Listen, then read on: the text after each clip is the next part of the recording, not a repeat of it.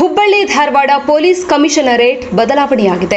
Hubballi Dharwad police commissioner ಹಾಗೂ ಕಾನೂನು ಸುವ್ಯವಸ್ಥೆ ಡಿಸಿಪಿಯನ್ನ ವರ್ಗಾವಣೆ ಮಾಡಿ ಸರ್ಕಾರ ಆದೇಶ ಹೊರಡಿಸಿತ್ತು.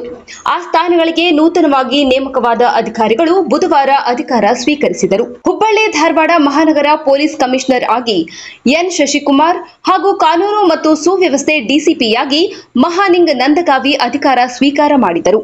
ಕಳೆದ ಕೆಲ ತಿಂಗಳ ಹಿಂದೆ ಹುಬ್ಬಳ್ಳಿಯಲ್ಲಿ ನಡೆದ ಯುವತಿ ನೇಹಾ ಹಿರೇಮಠ್ ಹಾಗೂ ಅಂಜಲಿ ಅಂಬಿಕೇರ್ ಕೊಲೆ ಪ್ರಕರಣಗಳಲ್ಲಿ ಪೊಲೀಸ್ ವೈಫಲ್ಯ ಎದ್ದು ಕಾಣುತ್ತಿದೆ ಎಂದು ರಾಜಕೀಯ ನಾಯಕರು ಆರೋಪ ಮಾಡಿದ್ದರು. ಇದು ರಾಜ್ಯ ಸರ್ಕಾರಕ್ಕೆ ಇರಿಸುಮುರಿಸು ಉಂಟು ಮಾಡಿತ್ತು. ಅಂಜಲಿ ಕೊಲೆ ಪ್ರಕರಣದ ಬಳಿಕ ಡಿಸಿಪಿ ರಾಜೀವ್ ಅವರನ್ನು ಅಮಾನತು ಮಾಡಲಾಗಿತ್ತು. ನಗರದಲ್ಲಿ ಕೊಲೆ ಯತ್ನ, ರೌಡಿ ಶೀಟರ್ಗಳನ್ನು ಹತೋಟಿಗೆ ತೆಗೆದುಕೊಳ್ಳಲು ಈ ಹಿಂದಿನ ಕಮಿಷನರ್ ರೇಣುಕಾ ಸುಕುಮಾರ್ ವಿಫಲವಾಗಿದ್ದಾರೆ ಎಂದು ರಾಜಕೀಯ ನಾಯಕರು ಆರೋಪಿಸಿದ್ದರು. ಇದೀಗ ಹುಬ್ಬಳ್ಳಿ ಪೊಲೀಸ್ ಕಮಿಷನರ್ ವರ್ಗಾವಣೆ ಮಾಡಿದ್ದು, ಅವರ ಸ್ಥಾನಕ್ಕೆ ಎನ್ ಶಶಿಕುಮಾರ್ ಅವರನ್ನು ನೇಮಕ ಮಾಡಲಾಗಿದೆ.